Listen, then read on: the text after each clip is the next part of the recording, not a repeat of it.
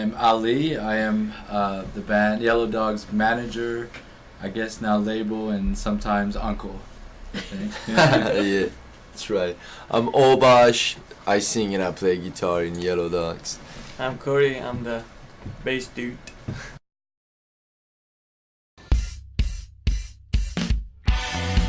I call it dance punk psychedelic. We got some punk, we got some sorts of funk and dance music sound. We get this all the time that it sounds like British bands. We're kind of different. We're all from Tehran. We all met like in a skate park when we were teenagers. I feel like we're pretty much the same except Lulu. Except Lulu. Yeah, this is Scorpio.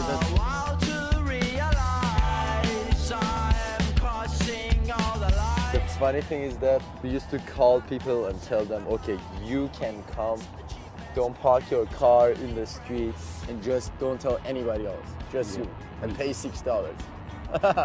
And everybody would come because they were the only show ever. One of our closest friends' dad was giving water to the flowers outside of the concert for like 2 hours just to watch the street. Just to cover. Everyone's like, man, you want to go with like, no, in America playing music?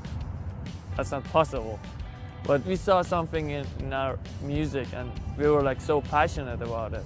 Lots of people ask us why you guys don't sing in Farsi. Just because we want everybody in this entire world to understand us. And it was always like a dream to play everywhere in this world. What should I do? Like, if the movie comes out and like everyone sees it, we're definitely gonna get caught or whatever. I consider myself super lucky just because like my passport after like 5 years of struggling came 1 week before the release, boom, done, we get out. We saw our most favorite dance in Webster Hall, and like when you stand on that stage, you feel like, wow, am I really belong here? It was great. Brooklyn, I feel like I fit in perfectly. Like, you don't feel like a foreigner in New York City at all. In Iran, there's a fashion police that say like, oh, you don't look like appropriate, come with us. What's the benefit of having a mustache in the United States? Girls? Yeah. And Yeah. respect. And respect, yeah, I'm afraid of you.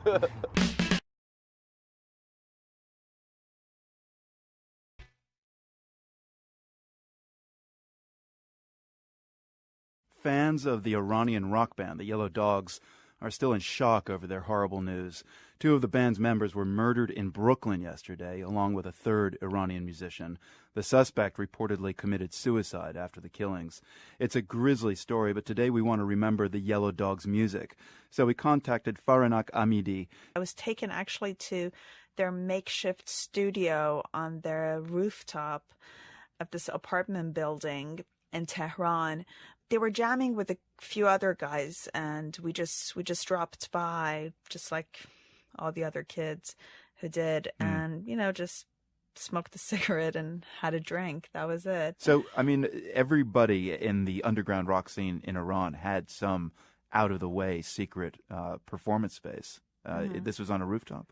Yeah, it was this really shabby makeshift studio kind of. They tried to make it. 4 people are dead after a man opened fire on some fellow musicians in their New York apartment before going to the building's roof and turning the gun on himself. 2 of the dead were brothers and members of Iranian indie band the Yellow Dogs. The 3rd victim was also a musician. Another man, an artist, was injured in the conflict and is recovering in hospital. The shooter was a member of another group, the Free Keys. The Yellow Dog musos that died were the guitarist and drummer. The pair had just been given political asylum in the US. The band manager told the Associated Press they were great kids who people just loved. They looked cool and they played great music. They wanted to be known for their music. Now we're not going to get to do that. The young Iranians were featured in this film 4 years ago about a group that played illegal rock shows in Tehran. The manager called the victims' relatives in Iran, who were shocked at the gun violence in New York. He says people don't own guns in Iran, and there isn't this problem there.